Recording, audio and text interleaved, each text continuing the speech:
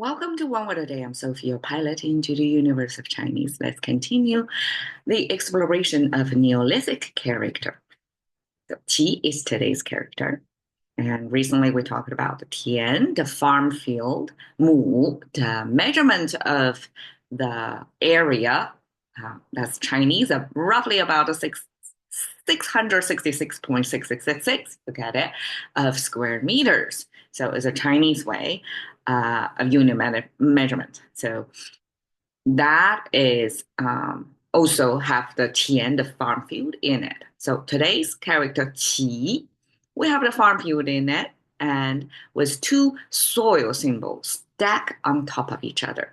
So the soil symbol are two horizontal lines with one vertical line, and you have to make sure the vertical line goes through the top of the horizontal line and stop right at the bottom horizontal line. Don't puncture through it. That's the soil symbol. The reason why it's a soil symbol, because the first horizontal line is the ground level. The vertical line is a type of a plant without further showing the part of the plant growing on top of the ground. It's just an abstract that become one vertical line. And then the second horizontal line is the indicator, touching the very edge of the root because it's underground, right? Have both the top above the ground and underground portion of the plant. Now, at the bottom of this underground part is the root of the plant. And when the second indicator, which is slightly longer to show that that's the area, the zone we're talking about. Because we can only show you so much in a 2D world that sometimes this picture frame, which is looking at a plant growing in the ground, that give you the vision of both the above ground and underground portion.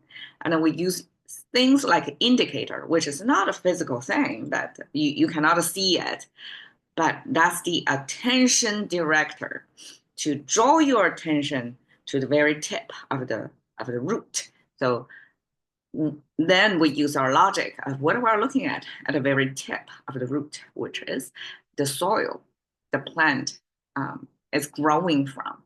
So two soils then stack up together to give you the sense of it's a bigger pile of soil, which means it's a higher ground. And when it pairs with the farm field, it means a bordered plot marked by these higher ground, these piles of soil that you can see clearly which land belongs to whom, and it's a bigger piece of land. So this qi became a plot. I haven't been to farmlands in China that much, and in America when I drove past farmlands, it's hard to see. Like didn't take notice of higher ground, which is like a border marked by have a bigger pile of soil. I didn't see that. I would imagine in later days when we have more technology and the material available that the marking of the borderline of one farm field to another different farm, right? Different ownership of the farm, the borderline would be marked differently. But in ancient times, imagine when we don't have many choices, then have a bigger pile of soil along the edges of owner A versus owner B's property, then that would be the borderline marker. And that I also would imagine just like the country borderline, sometimes along the river, along the mountain ranges.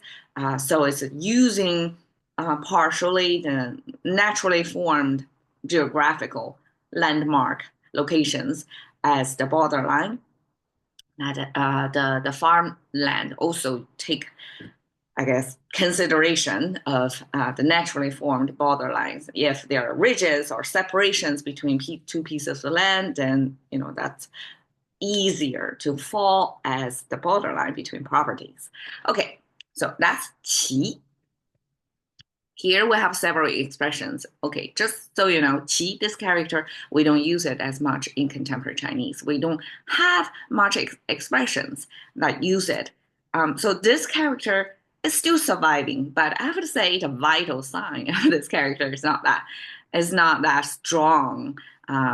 One, because it has alternative technologies to replace what is its function as this plotting borderline marking method.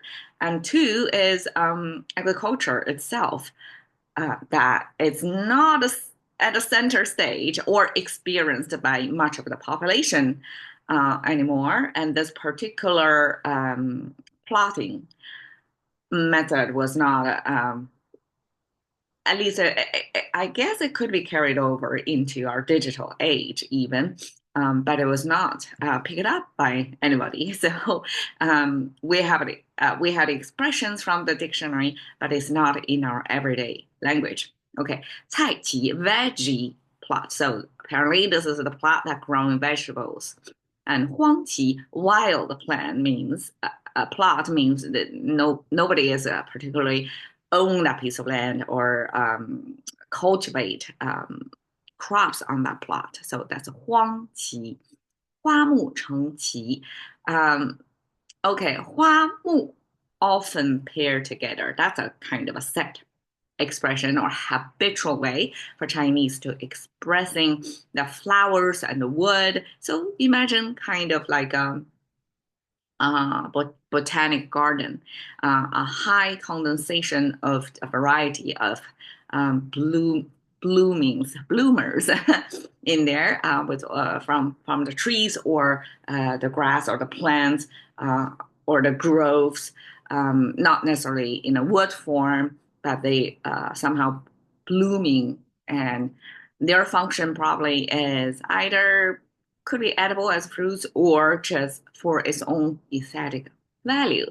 That we have flowers, and huamu probably could be such flowers and paired with wood, which we use as shade, not as building material. So huamu in this case probably can be used as part of our building our space, but it's probably more appreciated from aesthetic value of them. So the flowers and the wood shade or the look of the wood forms like a park for that local for the locals to enjoy. So I guess this 花木成畦 almost can be read as the public park back then.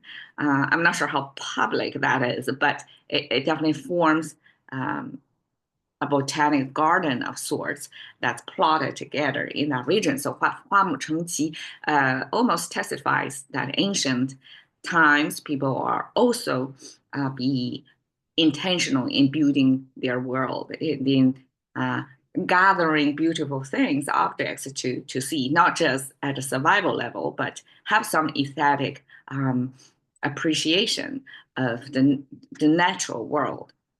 Okay, so that's qi. I tried to find,